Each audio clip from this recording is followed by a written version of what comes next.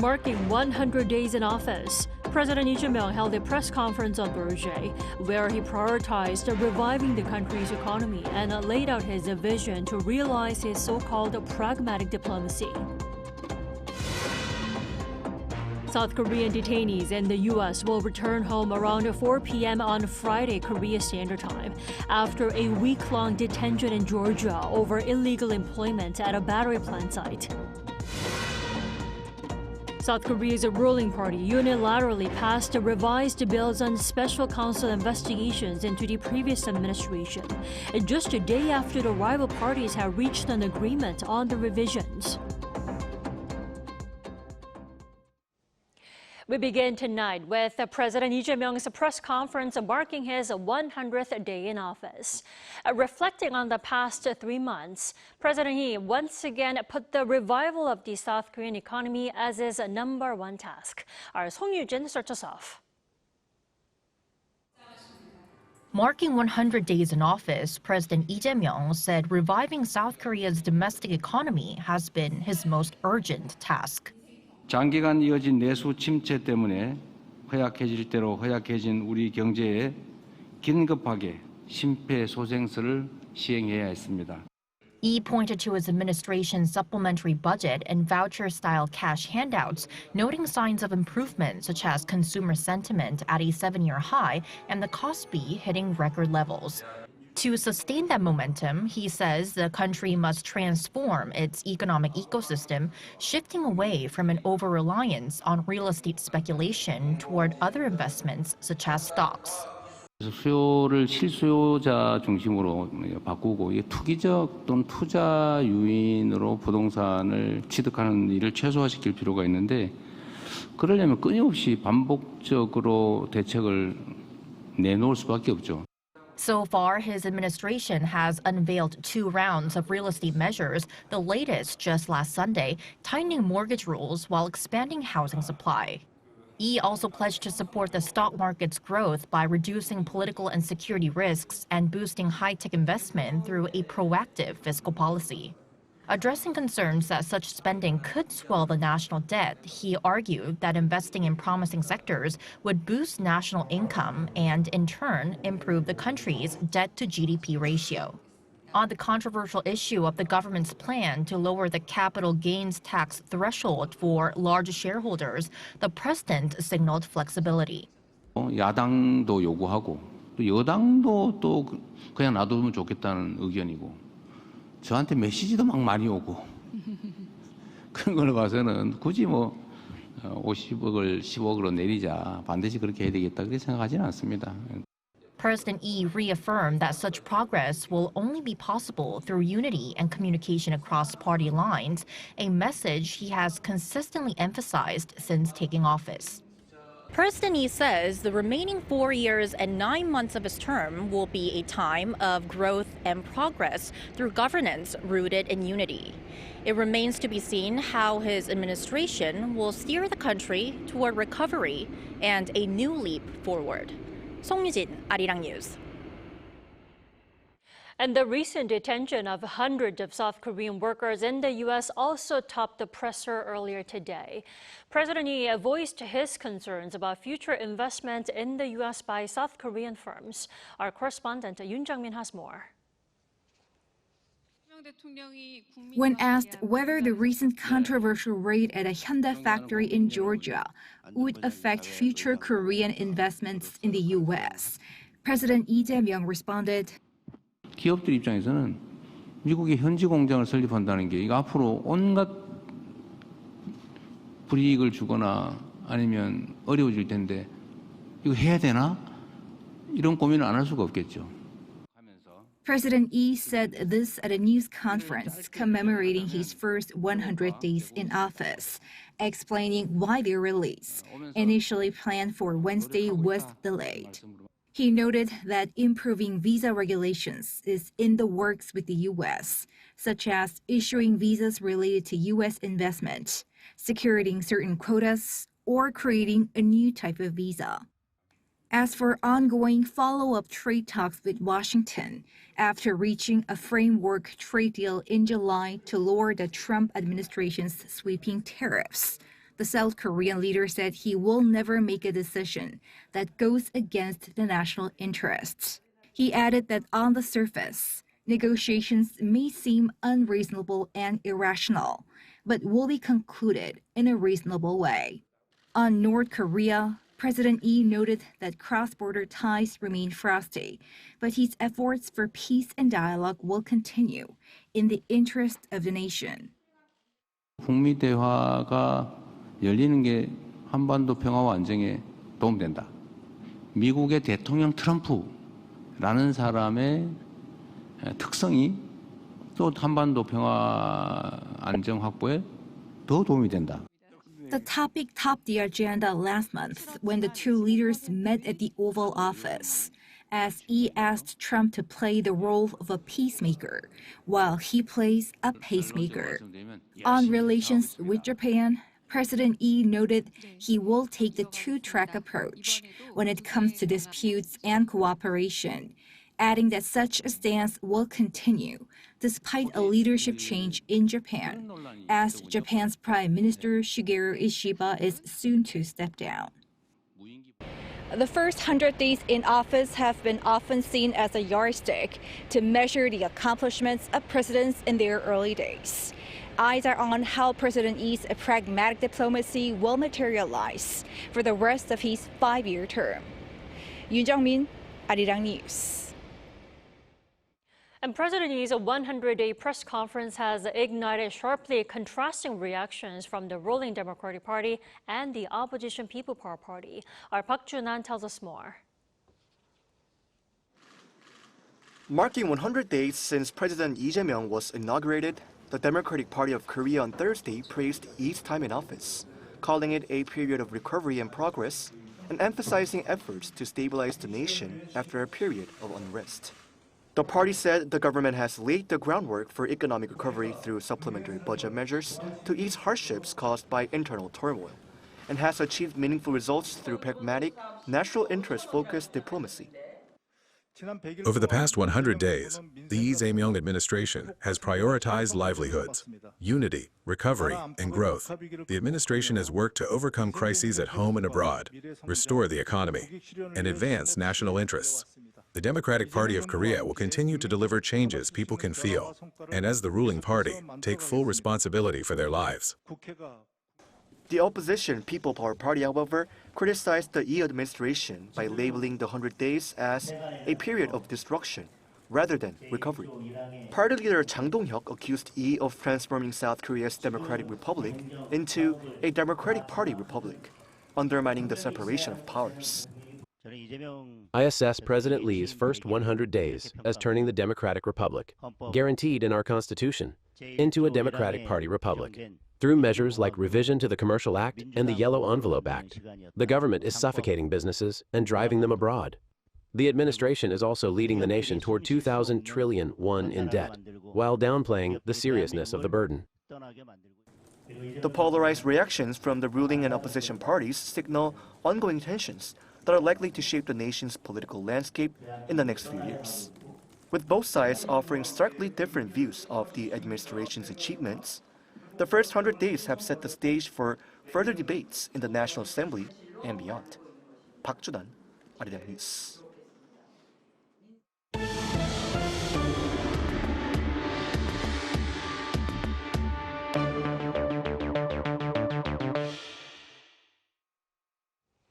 South Korean workers detained by U.S. immigration authorities are finally homebound after spending a week at a detention center in Georgia.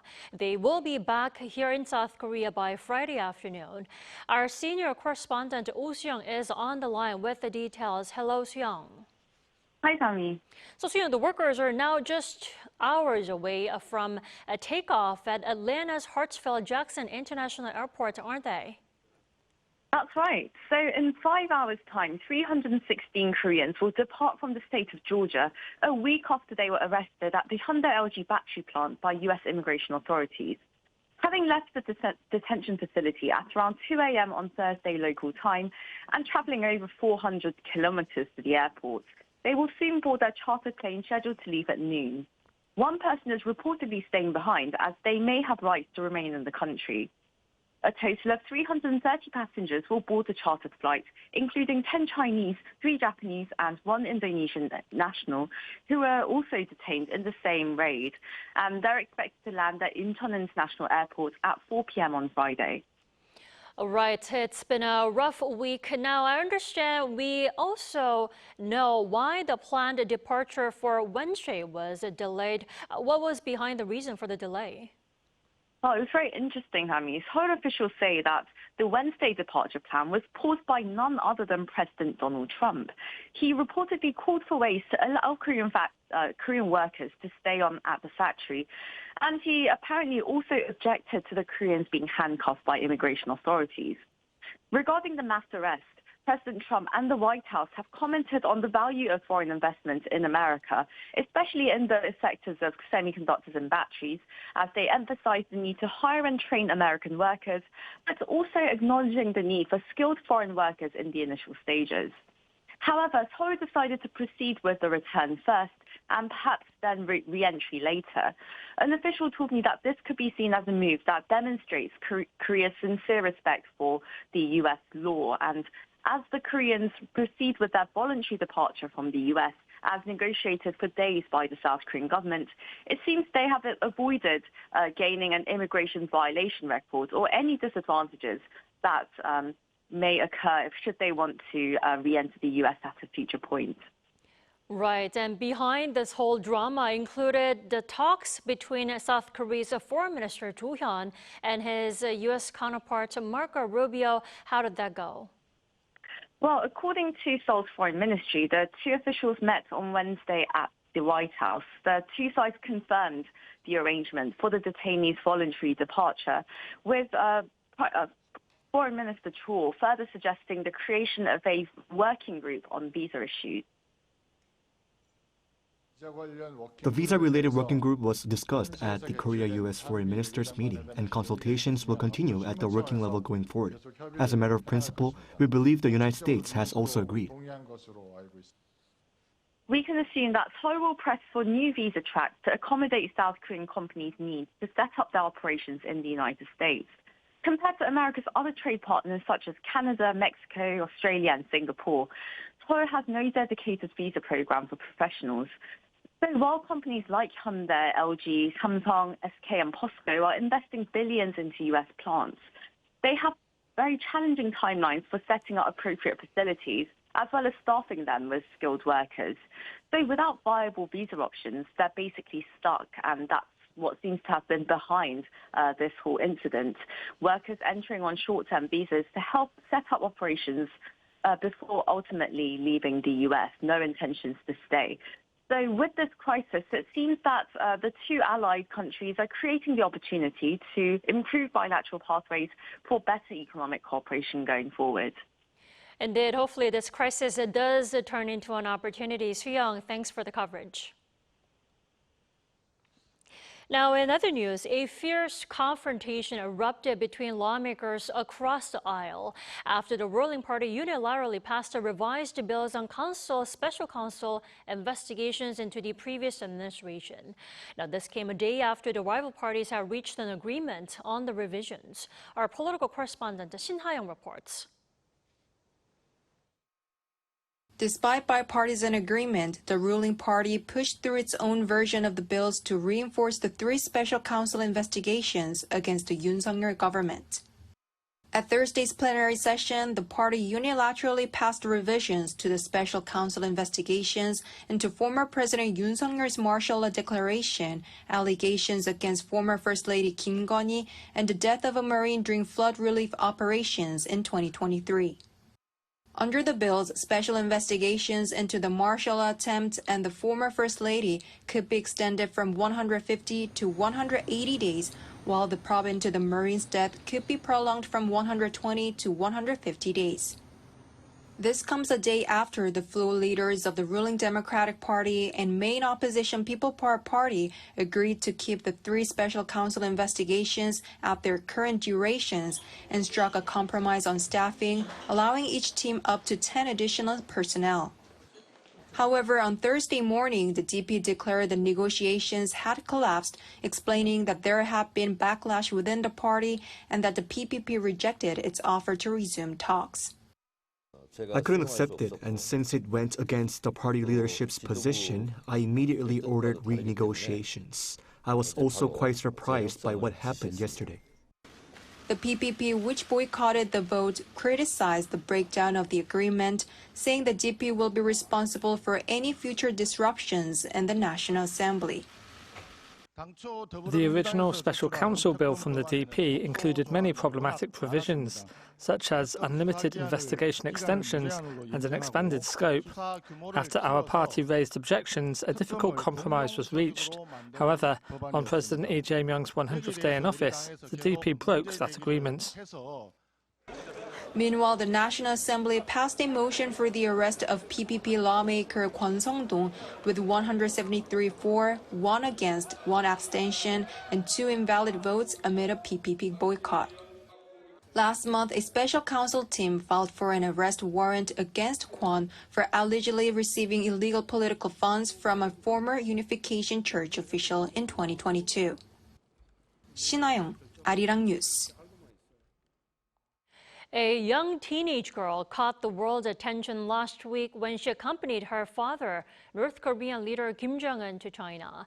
Now, Seoul's intel agency believes that Kim Joo-a's international debut proves she's being groomed as a potential successor of the regime. Cha Yun-kyung has more. South Korea's National Intelligence Service told lawmakers on Thursday that Kim Joo-ae, the daughter of North Korean leader Kim Jong-un, appears to have solidified her status as likely successor after accompanying her father on his recent visit to China. Lawmakers told reporters that Kim Joo-ae stayed inside the North Korean embassy and avoided media exposure during her trip, but quote-unquote secured enough of the narrative needed for her position as a potential successor. A lawmaker who attended the National Intelligence Service briefing said, quote-unquote, the purpose of her trip was essentially part of a process to complete the narrative with her succession in mind. Regarding Kim's other children besides Joo-ae, the NIS mentioned speculation that another child might have a disability or is studying abroad, but said it was unlikely. The spy agency also said that Kim Jong-un seems to have no major health problems, noting his heart rate and blood pressure are normal. The agency added that, quote-unquote, North Korea did everything possible to minimize exposure of Kim Jong-un and Kim Joo-ae's biometric data, such as by using a special plane to transport materials and waste. The NIS said that Kim believes he achieved considerable success in projecting an image of solidarity between North Korea, China, and Russia, and portraying himself as a leader of a normal state. The agency projected that, quote-unquote, based on confidence gained from Kim's trip to China, Pyongyang is likely to take a more assertive stance. Kim's visit to China was seen as a strategic move to bolster his authority at home and highlight close ties with China and Russia against the West. Cha Yun-kyung, Arirang News. One export industry on the rise is K-Beauty. Now, you might be just thinking about simple lotion or makeup, but it goes beyond that. And at the K-Beauty Expo just outside of Seoul, everything is on display. Our Kim Do-yeon was there himself. For an industry where appearances are everything, this year's K-Beauty Expo Korea is putting its best face forward. It opened its doors on Thursday with the 17th annual event, 30% larger than last year, hosting over 500 companies from 12 nations. K-Beauty brought in over $10 billion in exports last year. And at this expo, it is showing its diversity. It's not just lotion and sunblock at the booths. From hair products to skin healing devices, companies are showing their latest products to potential clients, with some deals offering up to 80% off. Here at the expo, you can even get your skin analyzed instantly with a 3D image generated.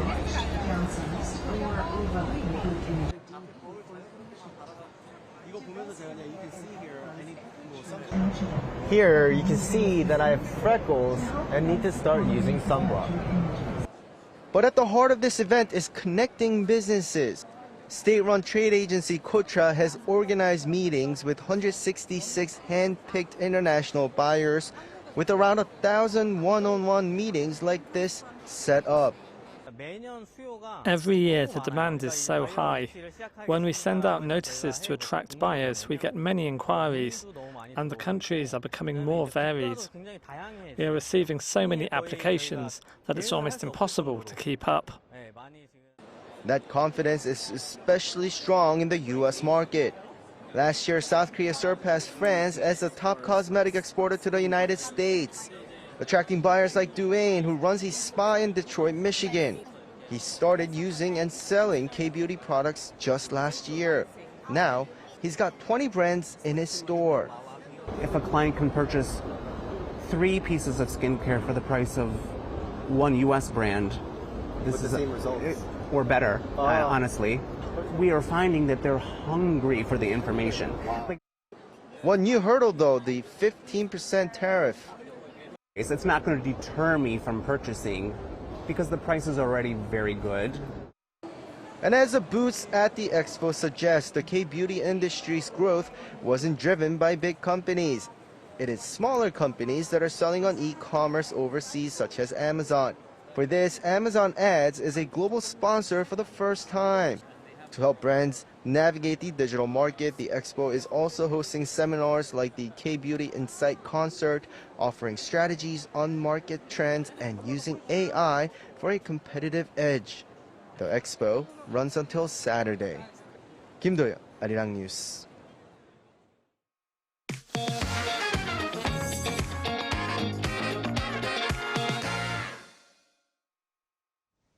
From smartphones to electric vehicles, secondary batteries are essential components in a wide range of rechargeable electronics.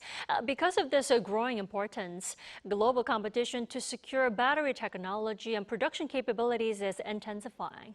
For a closer look, we have our economic correspondent Moon Ji-young here in studio. Welcome, Ji-young. Good evening, Dami. So, Ji-young, you were at one of the largest battery exhibitions here in South Korea. Tell us more about the show. Yes, Dami, as you mentioned, I visited the K-Battery Show 2025, dedicated to secondary battery materials, components, and equipment. Secondary batteries are utilized across diverse sectors, including electric vehicles, IT devices, and energy storage systems. They are currently experiencing significant growth, emerging as a core technology, driving recent industrial trends such as electrification and decarbonization. The K-Battery Show displayed a comprehensive array of innovations, covering essential products like cathodes, anodes, and electrolytes, alongside intricate components and advanced manufacturing equipment.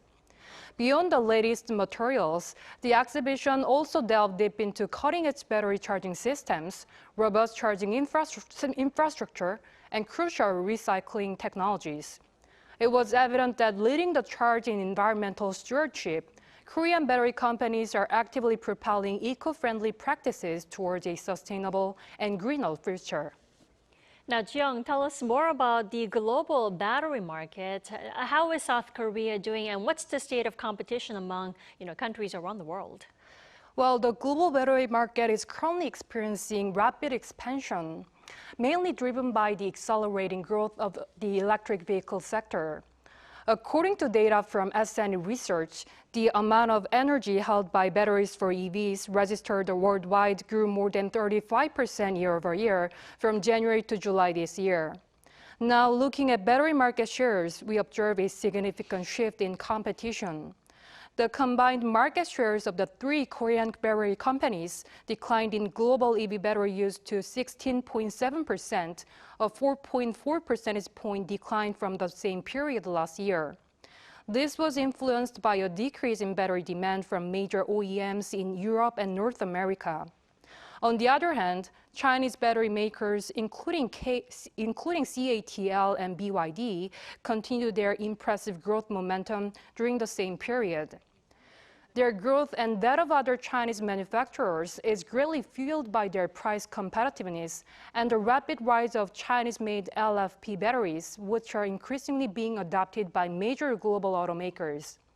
This strategic shift is allowing Chinese firms to expand their presence not only domestically, but also significantly in markets within Europe. This shift can be attributed to the rising consumer demand for cost-effective electric vehicles and their corresponding batteries, which has in turn boosted the demand for LFP batteries and consequently led to a decline in our market share. Well, that certainly highlights the immense pressures on the South Korean battery manufacturers. Now, Jiyoung, then what's the outlook for South Korea's battery markets moving forward from here? Well, the Korean battery industry has indeed faced a complex crisis in recent years, grappling with a stagnant EV market, U.S. trade risks, and aggressive low-cost competition from China. However, fortunately, recent shifts in both domestic and international environments are now providing crucial opportunities for a new leap forward. Speaking about Korea's strengths that differentiate it from competitors like China, one expert said that while source technology is crucial, the ability to build factories, produce batteries on a large scale while minimizing defect rates, and consistently meet delivery deadlines. In terms of overall production process capability and technology, I believe we are quite ahead of China. We've also seen a reduction in trade uncertainties with the enactment of the U.S.'s One Big and Beautiful Act and the successful conclusion of Korea-U.S. reciprocal tariff negotiations. These developments are offering K-Batteries new opportunities to secure dominance not only in the EV market, but also in the ESS market in the U.S. In this context, the Korean government is pushing forward with a battery policy targeting substantial support through tax incentives and financial aid for domestic producers, expanded R&D for next-generation batteries like all solid-state solutions, and increased deployment of ESS solutions. Moving forward, key tasks for the K-battery industry to prosper include continuous technology development alongside achieving supply chain independence. All right, Jiyoung, thank you so much for the coverage on such a promising field. We appreciate it. Thank you for having me.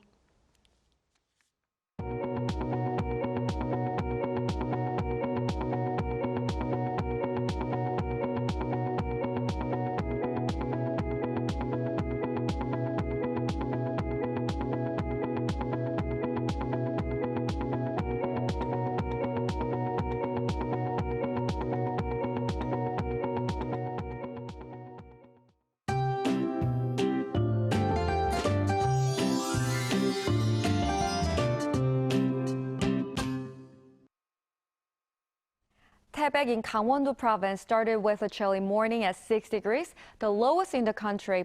The day started below 20 degrees Celsius this morning with a temperature of 19.9 degrees in Seoul as well. However, the temperatures rose sharply under the hot sun, and Seoul rose to 32 degrees during the day.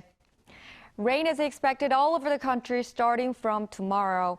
Heavy rain will be concentrated, especially in the central regions. More than 120 millimeters will fall in southern Gyeonggi-do province, inland and mountainous areas of Gangwon-do province, and Chungcheongnam-do province.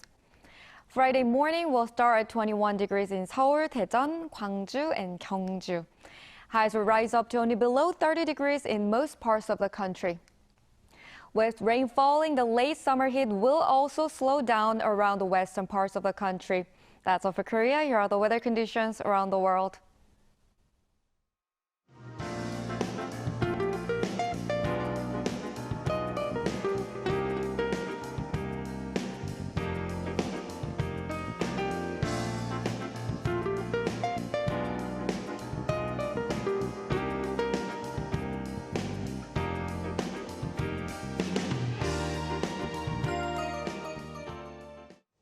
That is all we have for tonight. I'm Kim Dami. From all of us here at Arirang, thanks for watching and good night.